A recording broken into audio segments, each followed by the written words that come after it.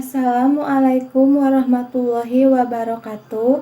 Perkenalkan, nama saya Dewi Mutiasari, semester 5A. Saya mahasiswi dari Fakultas Ilmu Sosial dan Ilmu Politik, Prodi Ilmu Administrasi Negara, Universitas 11 April Sumedang.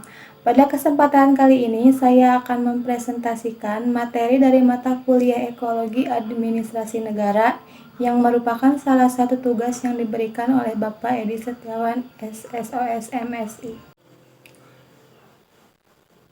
D.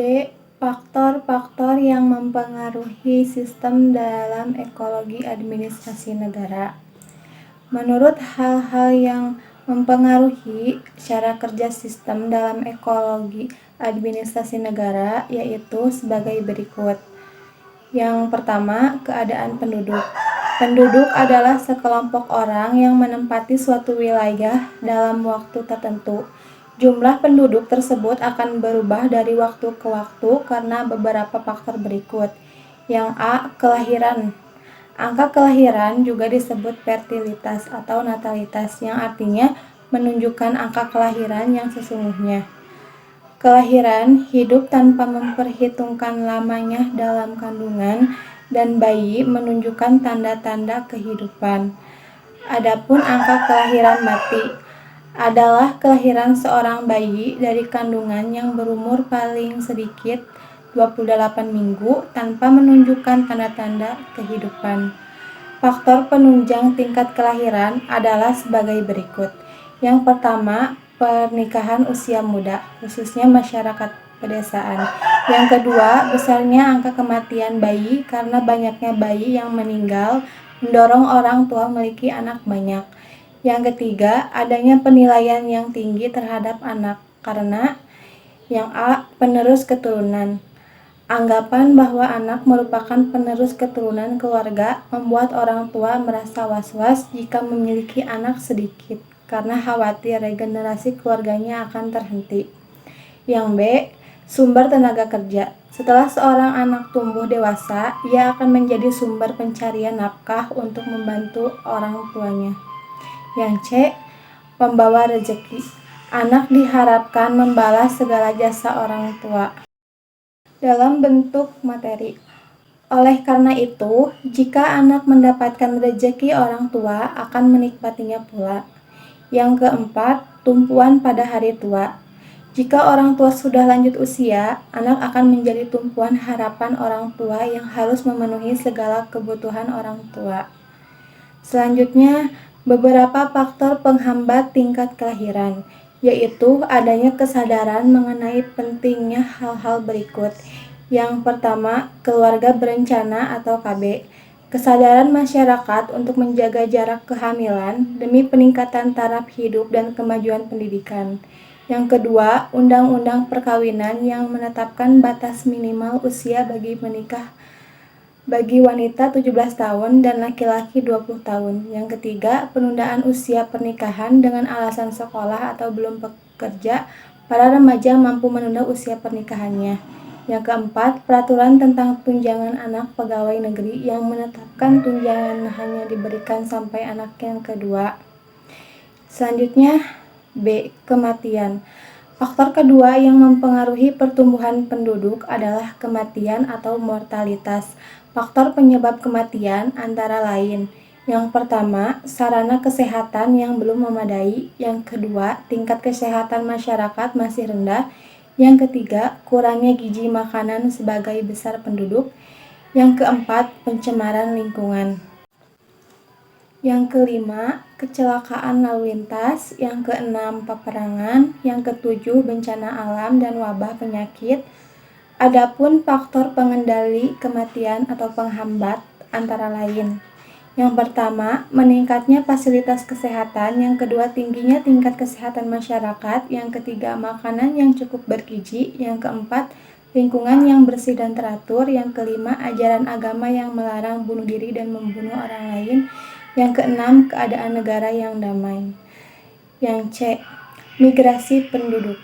Migrasi adalah perpindahan penduduk dari suatu daerah ke daerah lain dengan tujuan untuk menetap, yaitu berada di daerah baru secara terus-menerus minimal 6 bulan. Jika kurang dari 6 bulan berpindah tersebut disebut mobilitas sirkuler. Alasan-alasan yang menyebabkan terjadinya migrasi yaitu yang pertama, ekonomi, yaitu memperbaiki hidup. Yang kedua, politik, itu adanya tekanan-tekanan di tempat tinggal atau karena perbedaan ideologi. Yang ketiga, sosial, yaitu adanya tekanan-tekanan dari tetangganya. Yang keempat, agama, yaitu tidak ada kebebasan dalam menganut agama sesuai dengan kepercayaannya. Yang kelima, kepadatan penduduk. Yang keenam, keadaan geografis. Yang ketujuh, melanjutkan pendidikan, berpetualang, dan sebagainya. Migrasi dibedakan menjadi dua, yaitu migrasi antar negara dan migrasi dalam negeri. Migrasi antar negara dibedakan menjadi tiga, yaitu sebagai berikut. Yang pertama, imigrasi, yaitu masuknya penduduk dari suatu negara ke negara lain, misalnya penduduk Maroko pindah ke Indonesia. Yang kedua, emigrasi, yaitu keluarnya penduduk dari suatu negara ke negara lain, misalnya penduduk Indonesia pindah ke Uzbekistan. Yang ketiga, remigrasi, yaitu kembalinya penduduk dari negara lain ke negara asal.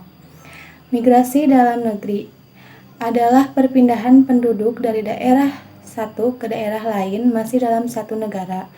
Migrasi dalam terdiri atas sebagai berikut. Yang pertama, transmigrasi adalah perpindahan penduduk dari suatu pulau atau provinsi yang padat penduduknya ke pulau atau provinsi yang jarang penduduknya.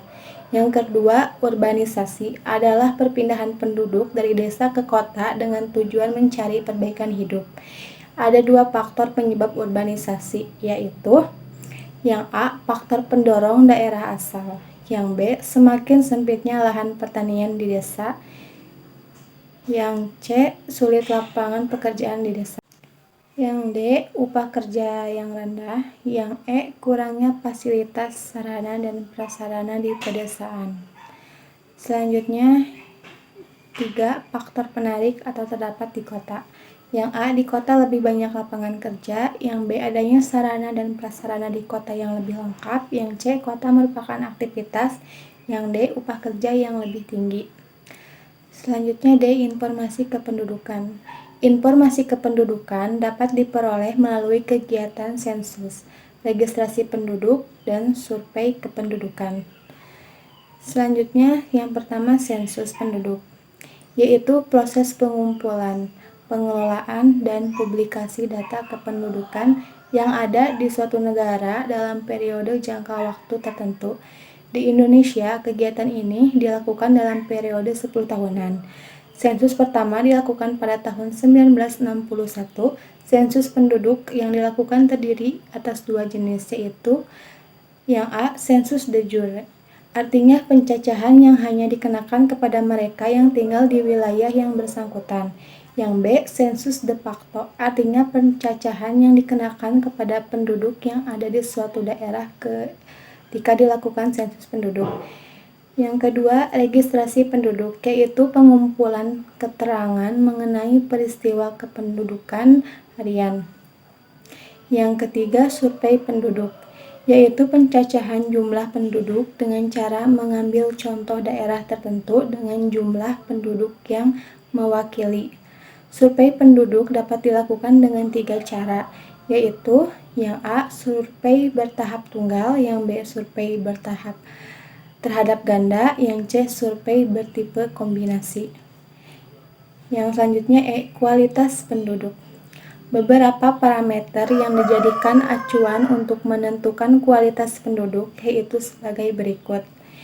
Yang pertama, pendidikan, menggambarkan kemampuan penduduk untuk menyerap dan menyesuaikan diri dengan perkembangan ilmu pengetahuan dan teknologi. Yang kedua, tingkat kesehatan yang dapat dilihat dari tingginya angka kematian bayi dan tingginya angka harapan hidup. Yang ketiga, tingkat pendapatan suatu daerah dapat dilihat dari pendapatan per kapitanya. Pendapatan per kapita adalah penghasilan rata-rata untuk setiap penduduk dalam 1 tahun yang ada dalam suatu daerah. Yang selanjutnya, yang keempat, mata pencarian merupakan salah satu usaha penduduk dalam memenuhi kebutuhan hidupnya. Dan ini sangat menentukan kualitas penduduk.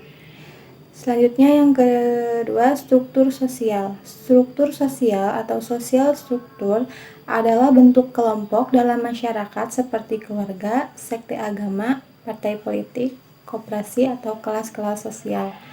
Pengaruh perhimpunan terhadap administrasi negara sangat kuat, sehingga administrasi negara tersebut bersifat asosiasional. Sifat asosiasi dari administrasi negara itu akan paralel dengan sifat asosiasional administrasi niaga.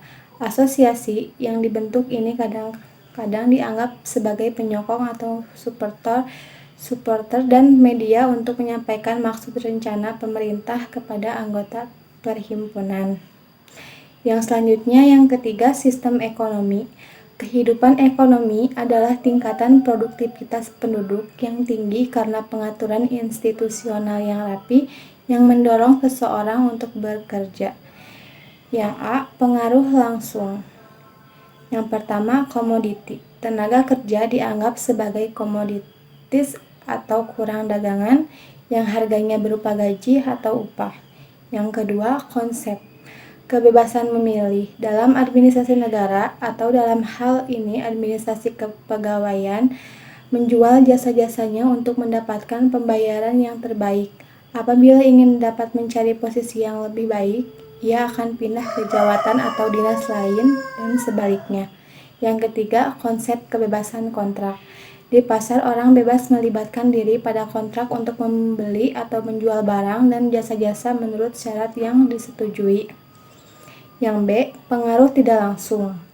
Ekonomi yang semakin berkembang dengan titik berat kegiatan pada industri, perdagangan, dan jasa-jasa memerlukan pengetahuan dan campur tangan administrasi negara.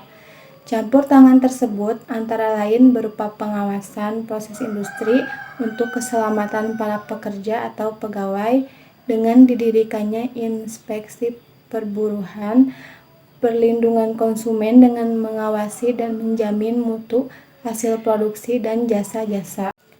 Yang selanjutnya, yang keempat, ideologi negara. Ideologi merupakan perdagangan, keyakinan, atau kepercayaan. Adapun administrasi negara merupakan kebijakan publik. Pada dasarnya, tercermin dalam administrasi negara.